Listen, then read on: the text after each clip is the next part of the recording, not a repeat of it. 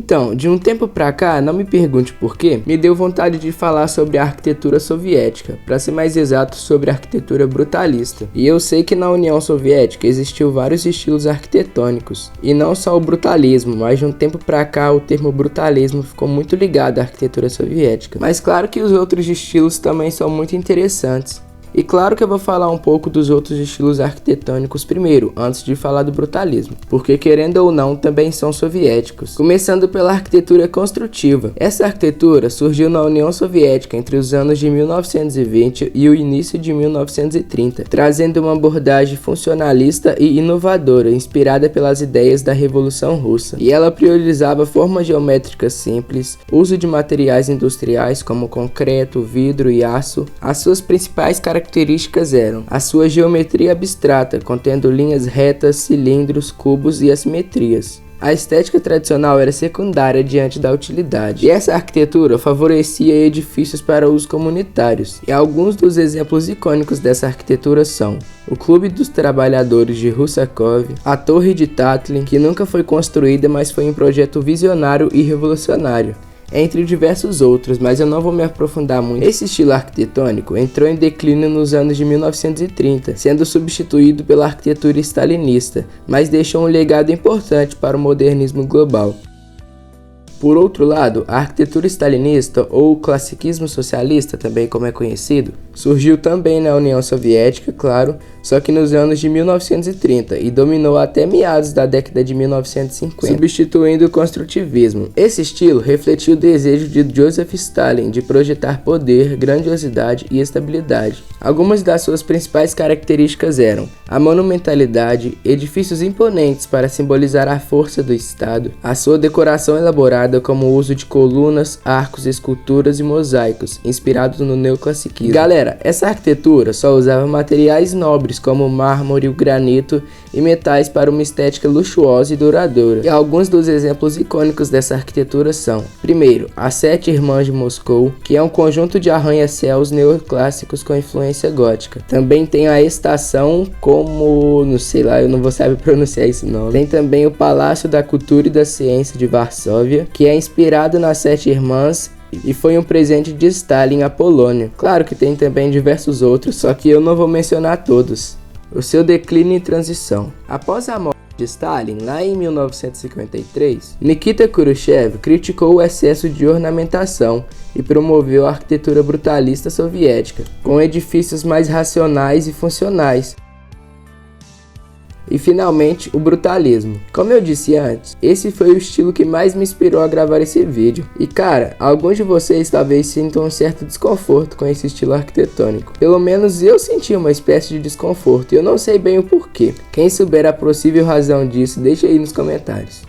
Origem e contexto histórico. O brutalismo surgiu no período pós-guerra, nas décadas de 1950 a 1970, um tempo de reconstrução em muitos países, especialmente na Europa. Ele nasce do modernismo, mas com um foco ainda maior na funcionalidade e na exposição de materiais de construção. O nome vem do francês, que significa concreto bruto, termo usado pelo arquiteto Le Corbusier para descrever a aparência rústica do concreto em seus projetos. A primeira obra considerada brutalismo é a Unité de Habitation, que foi construída lá em 1947, de Le Corbusier, em Marselha, França. Esse prédio influenciou profundamente os arquitetos da época, que começaram a desenvolver projetos baseados na robustez, eficiência e minimalismo. E realmente, só de você ver, dá pra ver que é realmente bruto ou meio simples. O brutalismo se expandiu rapidamente pela Europa, América Latina e União Soviética, e ele foi usado por governos e instituições para a construção de moradias populares, universidades e prédios administrativos. Características principais. O brutalismo não é apenas sobre o uso de concreto aparente, mas também sobre uma estética e um conceito arquitetônico bem definidos. O uso de materiais expostos como concreto bruto sem nenhum acabamento ou pintura, realmente sem merda nenhuma. O vidro, aço e tijolos aparentes.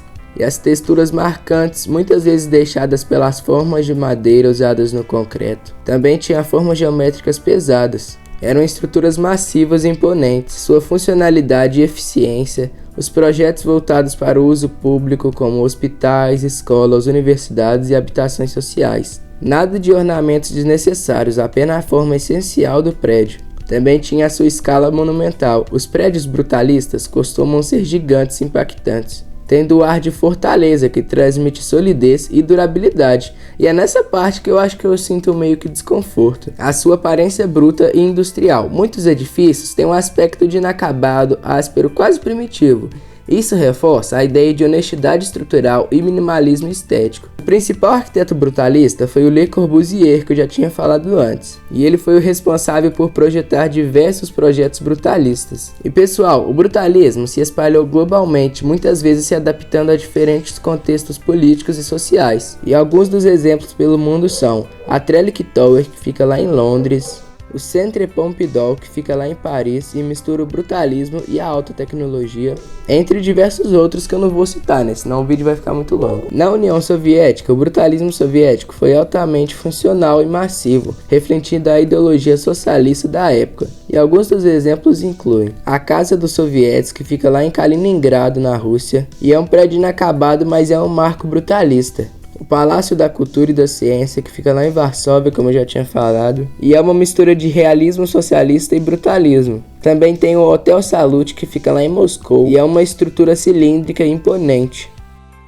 Bom pessoal, na América Latina, na Ásia e entre outros lugares, o brutalismo teve forte influência e foi usado em prédios públicos e universidades. Apesar de sua imponência, o brutalismo sempre foi polêmico e algumas das principais críticas incluíam a sua aparência fria e opressiva. Muitas pessoas acham que os prédios brutalistas são pesados e pouco acolhedores, e realmente são.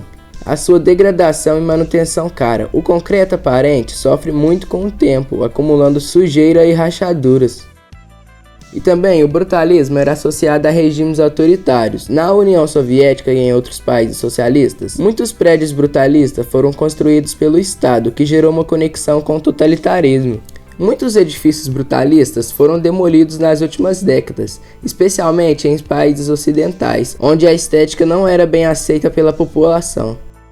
Então galera, basicamente é isso. Na minha opinião, esse estilo é realmente feio e pra mim eu não gosto muito, eu realmente acho bem paia. Mas e vocês, o que vocês acham desse estilo e dos outros dito antes? Bom pessoal, e o vídeo foi esse, e eu espero realmente que vocês tenham gostado. Peço que vocês deixem a opinião de vocês aí nos comentários. E basicamente, essa é a arquitetura soviética, que não é tão soviética assim, né? Bom pessoal, eu vou ficando por aqui e falou, até o próximo vídeo.